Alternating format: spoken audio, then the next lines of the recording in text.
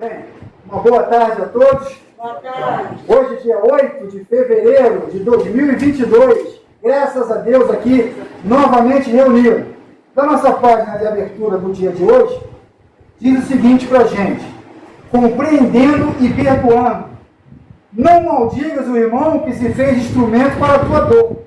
Com certeza, ele ainda não conhece a luz da verdade. Ora por ele, pedindo a Deus que o ajude. Assim como todos nós, ele é um enfermo espiritual sob os cuidados de Jesus. Amanhã, quando o véu da ignorância cair e ele enxergar a realidade, se converterá em irmão de jornada, unindo-se à grande família universal.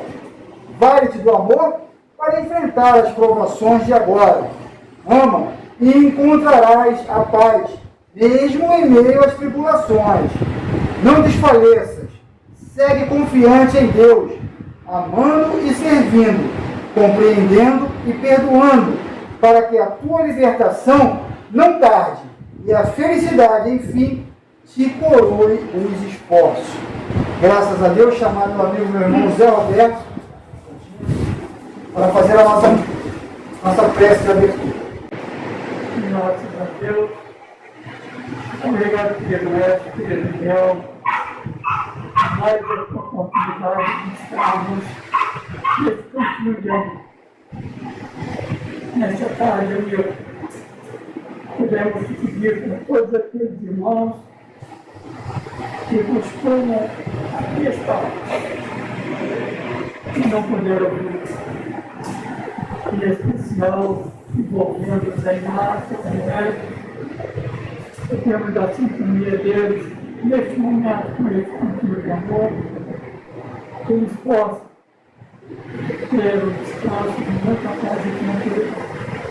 Envolva, amigo, querida comunidade do prazer, já convive conosco há muito tempo, possamos ainda mais continuar caminhando juntos na tua direção, para que possamos chegar em caminho de muita paz. Envolva, amigo, dirigente desta casa, envolva todos aqueles que não puderam vir, possamos programar como poder no braço da Deus. Graças a Deus. Obrigado, meu irmão. E o nosso cantinho da saudade no dia de hoje vai para Mara, Antônio Carlos e Rosinha. Vocês, amigos queridos, o nosso carinho e a nossa gratidão. Lembrando que no próximo sábado, nosso irmão Alberto, e na outra terça, tia Cândida. Agora conosco, nossa amiga, nossa irmã Neuza. Neuza, meu anjo, você tem até 25 minutos para desenvolver o seu trabalho. Boa tarde, meus amores. Que a paz de Jesus, Miguel Arcanjo, toda a espiritualidade de luz esteja conosco, hoje e sempre. Bom, eu trago um trabalho aqui bem curioso até, né? O nome já diz, Curiosas Observações. Livro Nosso Lar, lição 33, Francisco Cândido Xavier, pelo Espírito André Luiz. Então, neste capítulo, André Luiz e Narcisa estão esperando o retorno dos samaritanos que realizaram o resgate de alguns espíritos no umbral. Enquanto André caminhava até o portão das câmaras em meio à natureza, nosso amigo mergulhou em reflexões e lembranças da sua família. Por um lado, existe o André Luiz com profundas saudades da esposa e dos filhos, sem entender o motivo de ninguém dar notícias da família, nem mesmo sua mãe, que o recomendou o silêncio. Refletia que não havia deixado nenhuma instrução valiosa no âmbito espiritual aos seus parentes e questionava-se como estaria a esposa viúva e os filhos órfãos. Por outro lado, encontramos o André Luiz, que começou seu processo de despertar para as verdades espirituais, que era o responsável pelo seu retorno e pelo que aconteceu com ele mesmo após o desencarne.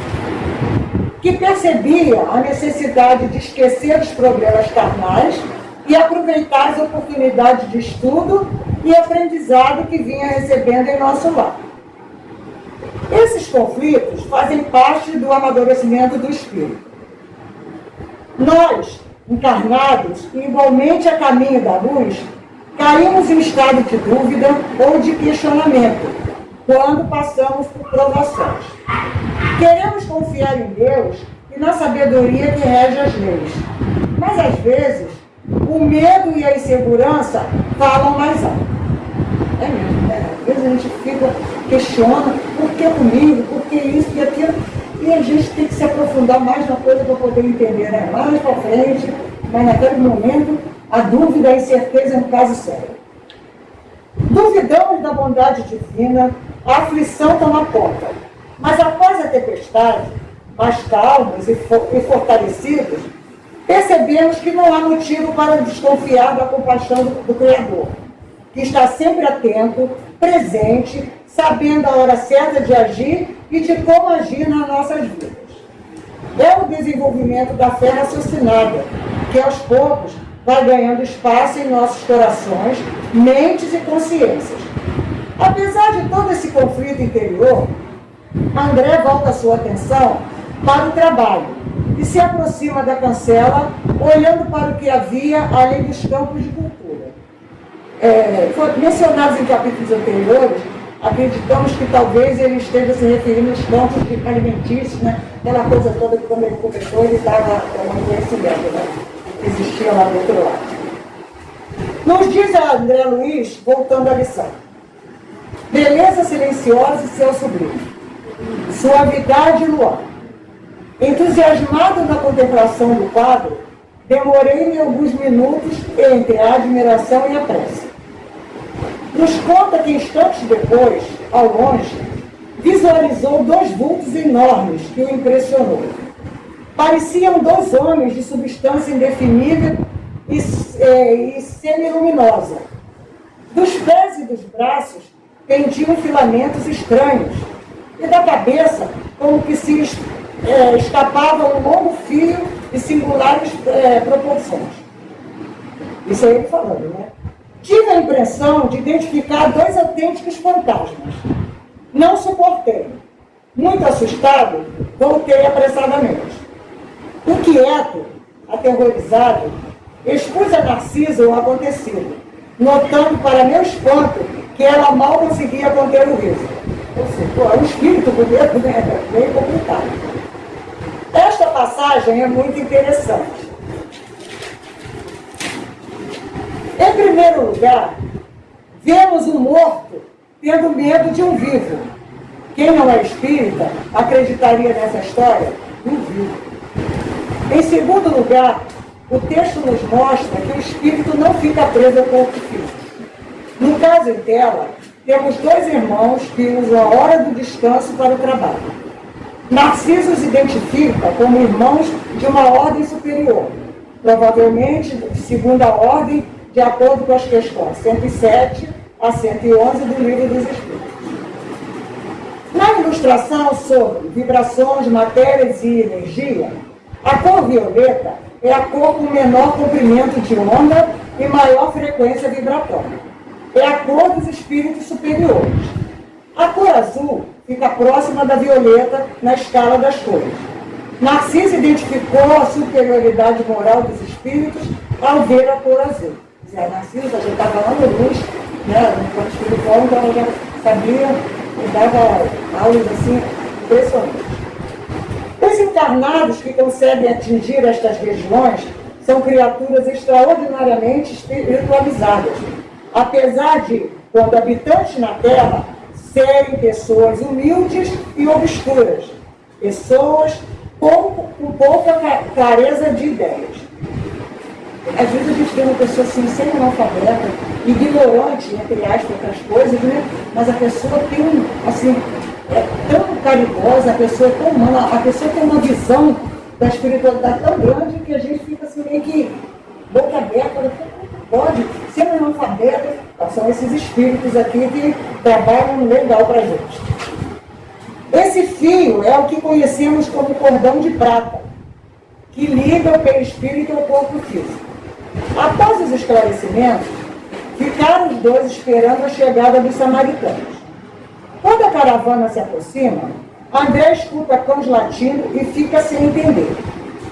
Com o grupo socorrista ainda mais próximo, nosso irmão consegue ver 6 grandes carros acompanhados por matilhas de cães alegres e barulhentos, mulas e bandos de aves que voavam acima dos carros, produzindo ruídos extravagantes. No livro dos Espíritos, é explicado que os animais conservam a sua individualidade após a morte biológica, mas percebam como eles exercem atividades importantes, que provavelmente poucas pessoas imaginam ser possível. Eu, à medida que eu leio a André Luiz, eu fico mais pálida tomando conhecimento das coisas. Uma vez mais, Narcisa esclarece sobre o assunto. Os cães facilitam o trabalho. As mulas suportam cargas pacientemente e fornecem calor nas zonas onde se faça necessário. Aquelas aves, acrescentou, indicando no espaço, denominamos ibis viajores. São aves parecidas com cegonhas, excelentes auxiliares dos samaritanos por devorarem as formas mentais odiosas e perversas, entrando em luta generosa com as trevas do Brasil. Pois é, as aves agiam assim, mal comparando igual o urubu na carniça, né? Vai lá e pega e eles tiraram toda a coisa do pensamento ruim dos espíritos que estavam ali para ser purificados. Né? Informações como essas nos mostram como é importante entender, estudarmos sempre, pois não sabemos de nada que acontece ou pode acontecer do outro lado, principalmente sobre a questão dos animais. Em vista disso, existem animais em nosso lar? Fica aí a pergunta. Os animais evoluem e um dia encarnam em corpo humano? Esta é uma questão polêmica dentro da doutrina espírita. Uns acreditam que sim, que passamos por vários estágios na escala evolutiva. Reinos mineral, vegetal e animal. Na fase inicial, somos apenas um princípio inteligente, conforme nos fala a questão 115 do Livro dos Espíritos. Dos espíritos, uns terão sido criados bons e outros maus. Deus criou todos os espíritos simples e ignorantes, ou seja, sem nenhum conhecimento e saber. Deu a cada um determinada missão com o fim de esclarecê-los e de os fazer chegar à perfeição progressivamente, através do conhecimento da verdade, os aproximando de si. Neste máximo grau de bondade é que encontram a pureza da eterna felicidade. Ou seja, a gente tem que fazer por onde progredir, mas não tem. Passando pelas provas que Deus lhes impõe, é que os espíritos adquirem conhecimento. Uns acatam submisso essas provas e chegam mais depressa à meta que lhes foi determinada. Outros só suportam, murmurando, e pela falta em que desse modo ficam comprometidos, permanecem afastados da perfeição e da prometida felicidade. Para adquirir conhecimento, precisamos vivenciar diversas experiências. No reino mineral, aprendemos a agregar os átomos a formar corpos. No reino vegetal, aprendemos a interagir com o ambiente que nos rodeia, alimentação, respiração, defesa, etc. No reino animal, interagimos com os seres da mesma e de outras espécies, adquirindo práticas, nos instruindo e tirando benefícios. Na espécie humana, aprendemos a raciocinar. Inicialmente, passamos por mundos ou reinos primitivos. Depois habitamos mundos de expiações e provas, onde exercemos o nosso livre-arbítrio. No nosso futuro evolutivo, iremos para mundos superiores, onde nossos conhecimentos serão então adquiridos. Talvez a adaptação seja concedida após o estágio. Talvez a adaptação seja concluída após o estágio em várias localidades de regiões específicas existentes na espiritualidade.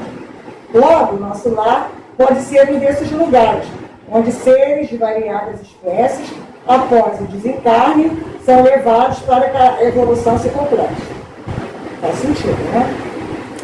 Em alguns de seus livros, André Luiz nos fala de planetas e animais mais evoluídos que os animais e as plantas existentes aqui na Terra. Duas coisas ele nos diz em um de seus livros. A natureza não dá salto. As leis de Deus são sábias e eternas.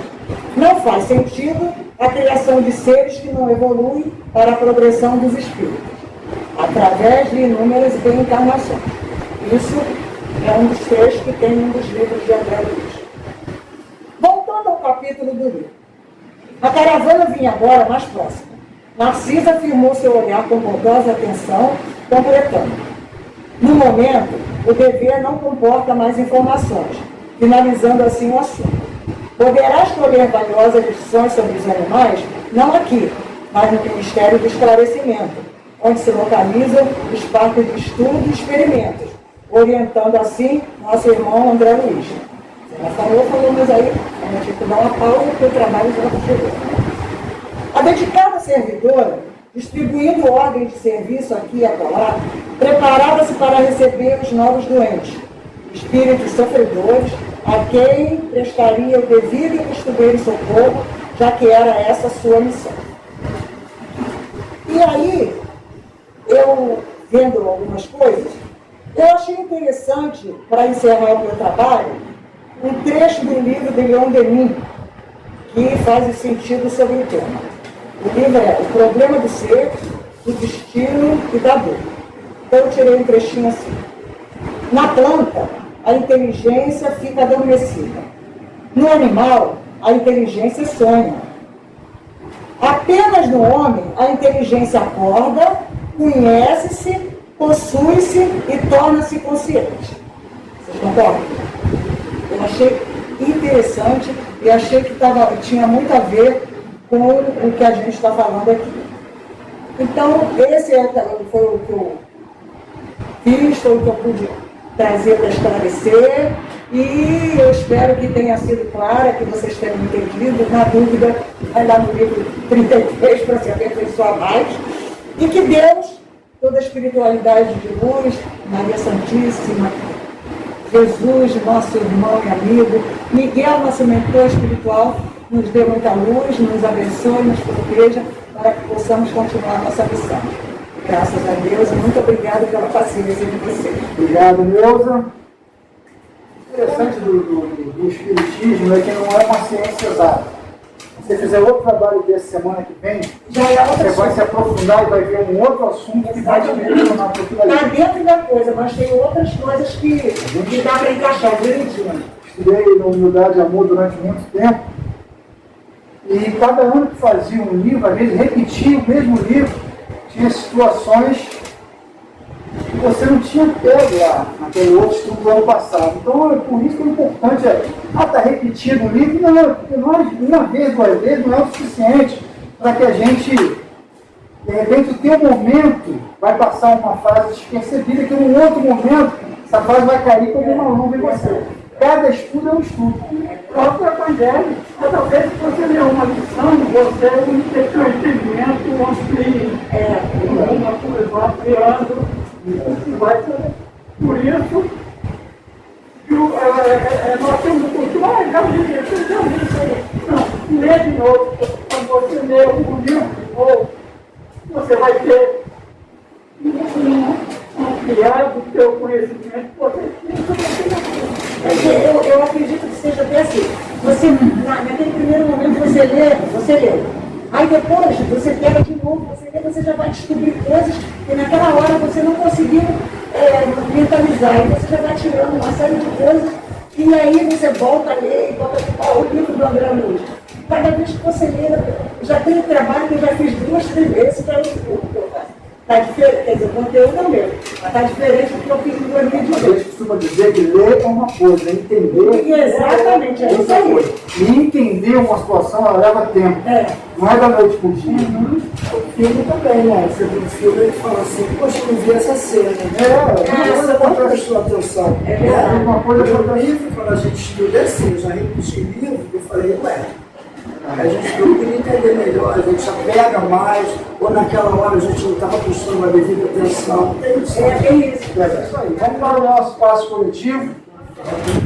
aquele momento onde conversamos com Miguel, expondo para eles as nossas dúvidas, nossos medos, as nossas angústias, mas principalmente também os nossos agradecimentos.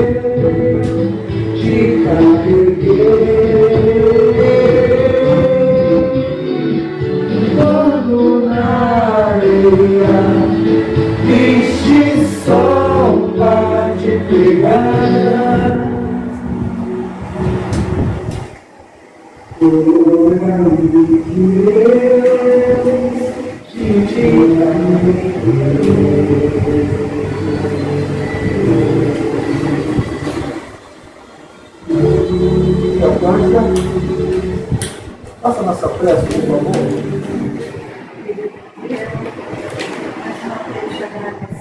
Pela oportunidade de estarmos nos reabastecendo do amor da luz dessa casa. Te pedimos, Senhor, que nos envolva por momentos, que nunca esqueçamos essa música, que quando nós olharmos e vermos só uma pegada, nos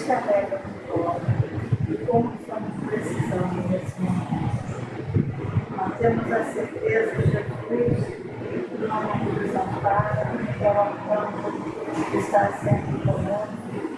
Pedimos que envolva toda a comunidade, a família, a toda a humanidade, a todos os irmãos que estão sofrendo com doença, qualquer tipo de doença, que todos possam, através da fé, da certeza do teu amor, encontrar a solução para o sofrimento.